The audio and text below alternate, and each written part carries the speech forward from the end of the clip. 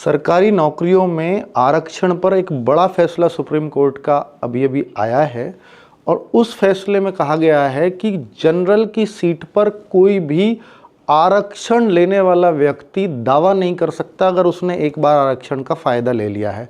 फिर चाहे जनरल से ज़्यादा ही मार्क्स उसके क्यों ना हो, वो अपनी कैटेगरी की ही पोस्ट पर मतलब काउंट किया जाएगा। तो मेरे भाई ये फैसला किस तरह से है आप देखिए। एक हाई कोर्ट का फैसला था, कर्नाटक हाई कोर्ट का।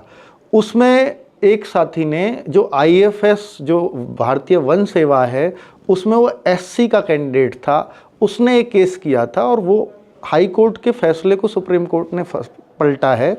उसमें ये कहा गया है कि इसने प्री में अगर फ़ायदा ले लिया अपनी एससी कैटेगरी की वजह से, ये वहाँ क्वालिफाई हो गया मेंस के लिए, तो फिर आगे ये जनरल की सीट पर आने का हकदार नहीं होगा क्योंकि इसने एससी का फ़ायदा प्रीलिम्स पर ले लिया है।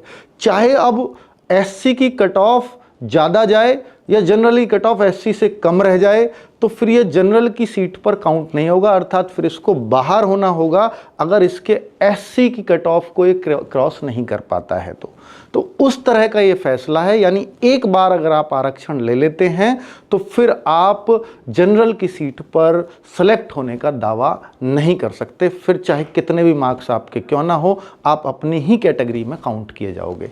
Thank you.